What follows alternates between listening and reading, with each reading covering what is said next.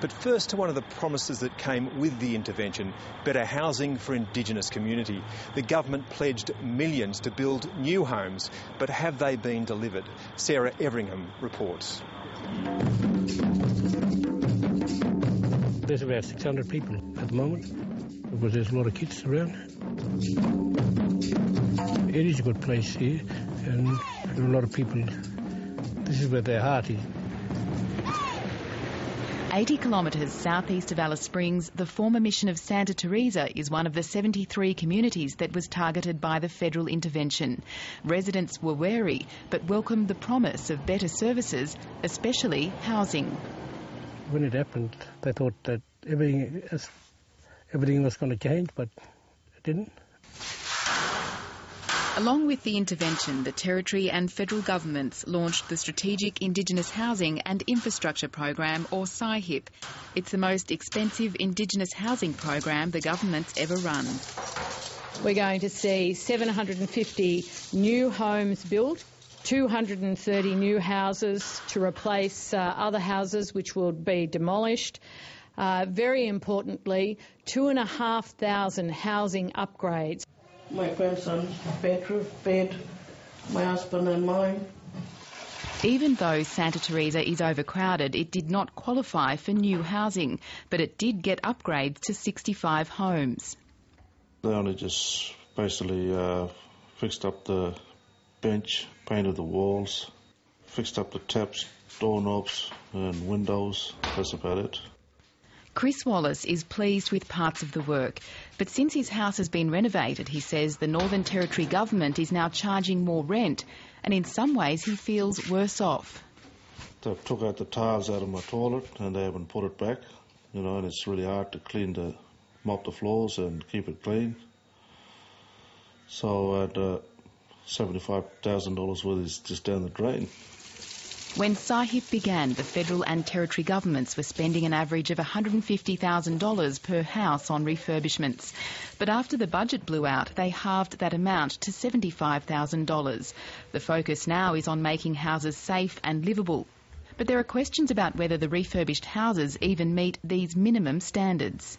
The houses that I inspected, I would say it definitely wasn't well served, as the houses that I looked at simply don't function.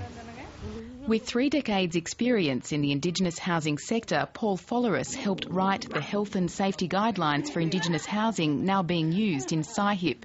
During a brief visit to Santa Teresa, he checked some of the homes for residents. The 2 houses we looked at, in 7 of the 10 critical categories, those houses failed the tests. The cost of the work that was done inside the houses varied between $20,000 and $100,000. Clearly the focus there was to make the houses, many of which were in very poor condition, functional and safe. But even the contractors who delivered the refurbishments are worried the program failed to meet the community's needs. The renovations on Santa Teresa almost look like they're only halfway done. Could these ones be pop riveted on with a stone? Scott McConnell from the Indigenous-owned construction company Ingerica in Alice Springs says Santa Teresa is better off than before the work began, but believes poor planning has sold the community short. Yeah. It doesn't seem very fair to me. It doesn't seem like it's closing the gap, and it doesn't seem like it's mainstreaming these communities. Ingerica was contracted to work at Santa Teresa by a building alliance, a consortium of big construction companies delivering the program for the government. In my view, it didn't work and hasn't worked particularly well for these, what have ended up being fairly minor renovations in remote communities. But 730 understands one of the alliances working in SIHIP is concerned the $75,000 cap isn't enough to achieve the government's expectations. The overall policy was to make a healthy home. Well, I think they've gone part of the way, but they haven't gone all the way. Santa Teresa's residents want to know how much money was spent in each house in their community. Even a parliamentary committee that's monitoring SIHIP is having trouble getting those answers. Even though when all this started there was supposed to be an open book policy, I haven't found it an open book policy at all when it comes to the dollars.